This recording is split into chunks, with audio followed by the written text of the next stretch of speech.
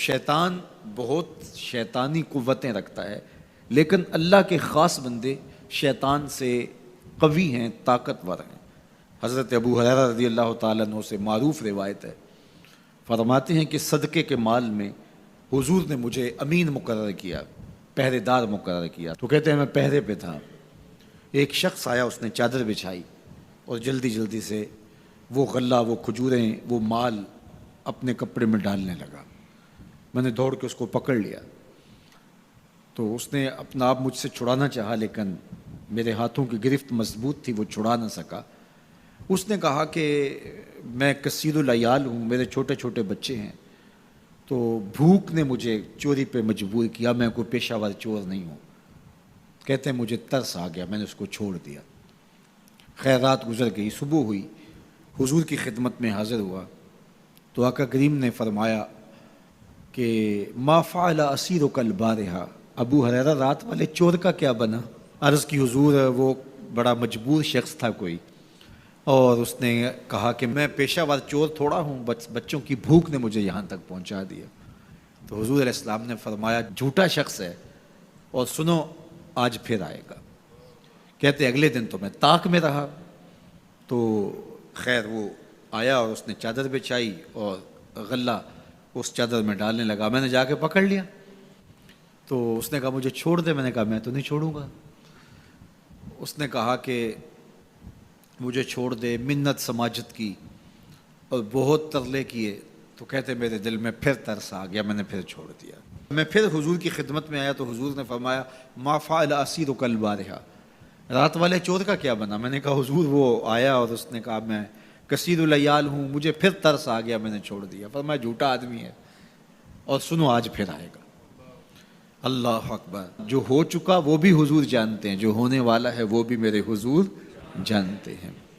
یہ اللہ نے اپنے محبوب کو شان دی ہے۔ تو کہا آج پھر آئے گا۔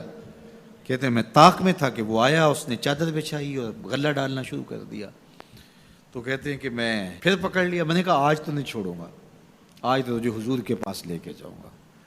تو جب اس نے ترلے کیے، منتیں کی، میں نے کہا نہیں آج تو کوئی بات نہیں چلے گی۔ ایک دن ہو گیا، 2 دن ہو گیا، اب تیسرا دن ہے۔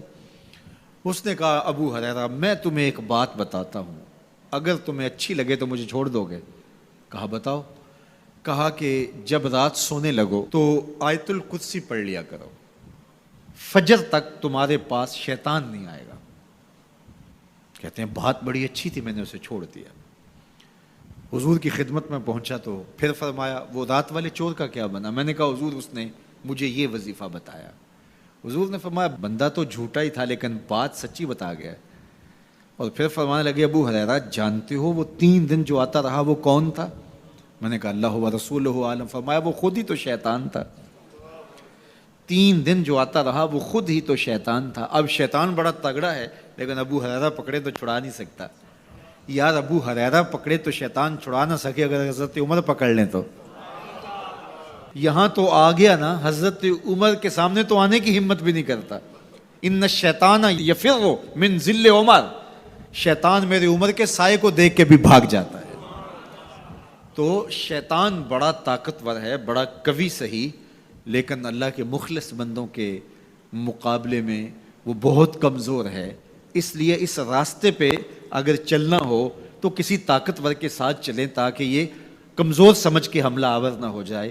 تو ہم نماز کے اندر جب کھڑے ہوتے ہیں تو اس وقت اللہ سے سیدھی راہ جو مانگ رہے ہوتے ہیں، تو یہ نہیں مانگ رہے ہوتے کہ سیدھی راہ دکھائی دے۔ ہم دیکھ چکے ہیں حضور کے صدقے سے، تبھی تو کلمہ پڑھا ہے۔ سیدھی راہ دیکھ چکے ہیں تبھی تو وضو کیا ہے۔ سیدھی راہ دیکھ چکے ہیں تبھی تو کانوں تک ہاتھ لگا کے ہاتھ باندھے اس کی حضور کھڑے ہیں اور رخ قبلہ کی جانب کیا ہے۔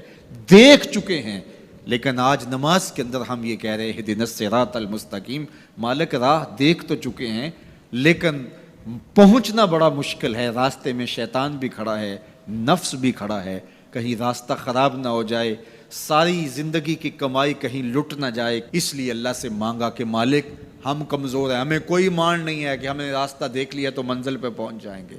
قدم قدم پہ شیطان ہے، نفس موجود ہے، مالک تو دستے کرم بڑھا اور ہمیں منزل تک پہنچا دے۔ اور جب وہ کرم کرے گا تو پھر پہنچتے ہوئے دیر نہیں لگے گی۔